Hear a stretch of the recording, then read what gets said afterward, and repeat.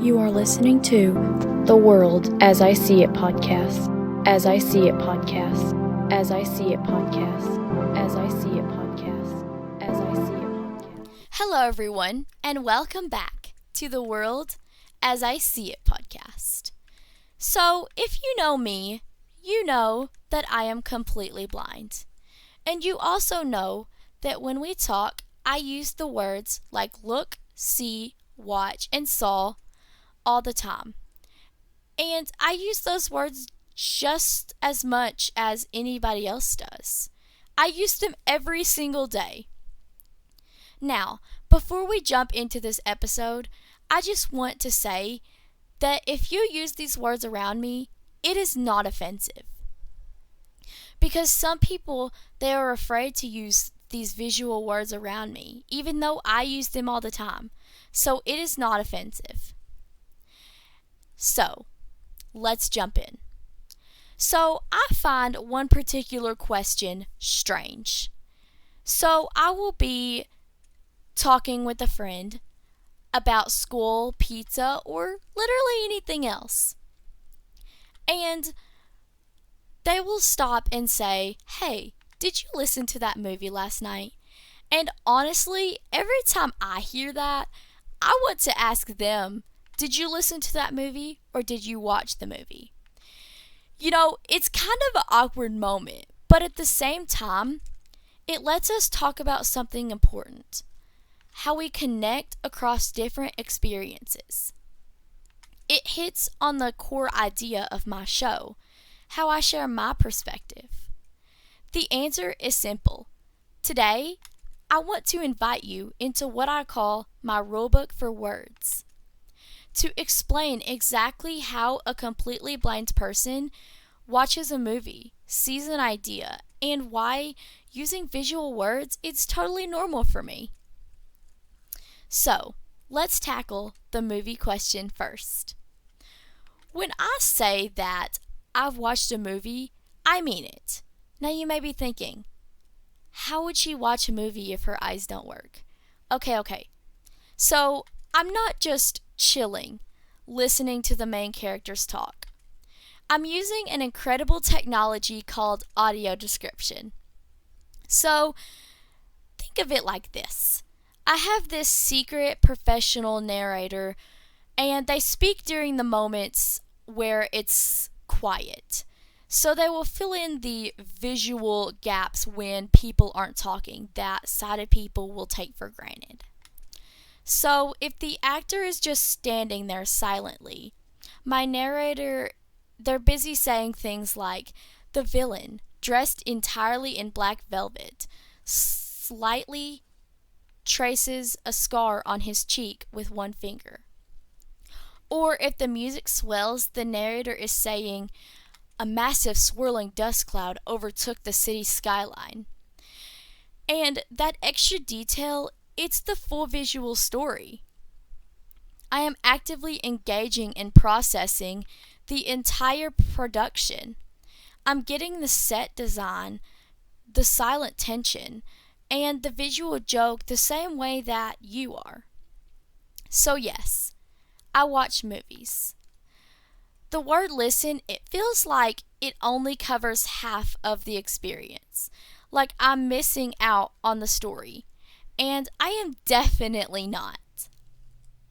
Audio description is an amazing feature, but sometimes it's hidden. It took me a while to learn that you usually have to dig into the accessibility or audio settings of your TV or streaming app to turn it on. Now, I do want to point out that not all shows have audio description, and that can be frustrating. Because that's when I'll have to rely on somebody else to tell me what's happening. So, when I first discovered audio description, it was a game changer. For a long time, I was just hearing the main dialogue and had to rely on somebody to tell me what was going on. But now, thanks to dedicated professionals, inclusion means getting the full visual story. It's a huge quiet victory for accessibility that allows me to truly say, I watched a show or movie. Let's look at all of the other visual words. For me, these words are about understanding and connection, not sight. I see what you mean. So when I say this, my brain has processed all of the information that you gave me and I've turned it into something useful. It means that the data has been perfectly accepted and that I understood it. I will see you later. This one is like the easiest one. It has nothing to do with sight. It's purely a social goodbye. For me, it translates simply to, I look forward to our next interaction. It's a wish for connection at a future time, and it's 0% about eyes. Let's look at another one. I'll keep an eye on that. So, when a sighted person says that, they mean that they will periodically glance at something. When I say that, I will, remain aware of the situation. So I'm using my non-visual cues so that I can keep an eye on the situation. I saw that coming. I use this one a lot. So when I say this, it means that I anticipated it.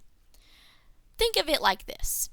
So if you have a toddler in your house and they're doing something that they maybe weren't supposed to do, they often go silent and they try to hide it. You don't have to look to know that they've done something wrong, right? You've used patterns, cues, and the tone of their silence to predict the outcome.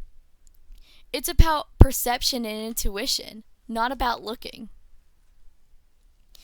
So, when I talk about seeing an idea or looking at a situation, I'm actually talking about processing social information. So, this is where my brain, it sometimes goes into overdrive depending on where I'm at. So, it uses tools that you may not, rely on, or you may rely on them less often.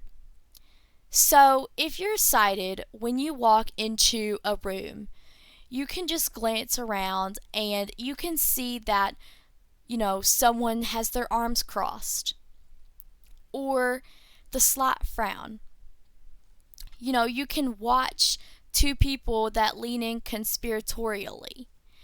And that's how you read the room.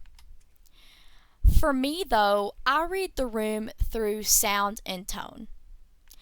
Tone is how I read body language. It's a big thing when I am reading your body language.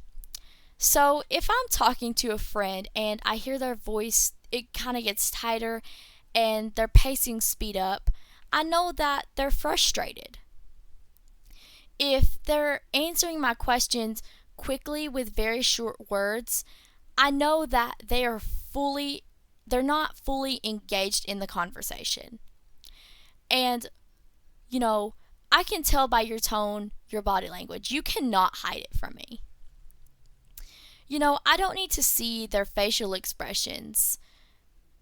The pattern of their speech, it tells me everything that I need to know about the atmosphere. It's the same when I'm listening to a public speaker or a podcast. The way a sentence is delivered, it tells me if the person is trying to be funny or serious. And that is how I watch their performance. The slight pause before a person, they tell a lie, the sharp intake of breath before an emotional statement, these are my visual cues. And this is why I don't need to invent a new set of verbs.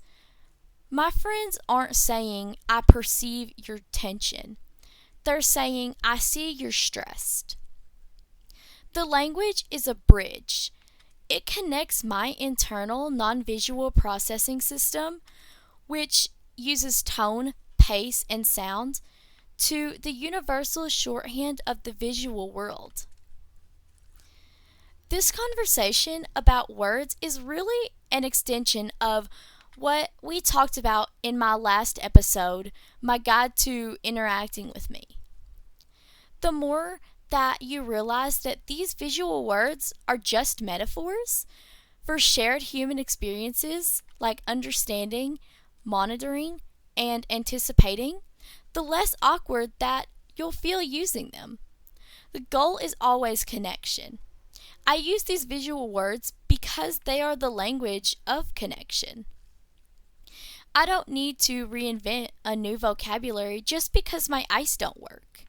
The words are simply infused with my own non-visual understanding, and I want everyone to feel comfortable using them around me because that's how we speak. And that brings me to what I really want to know from you. I'm planning a Q&A episode, and I need your help. Since we're, using these visual words, I want to know, what is the one visual phrase that you use every day that you suddenly realized it either doesn't make sense or you want to know what it truly means to me? Think about the phrases like look both ways or in plain sight.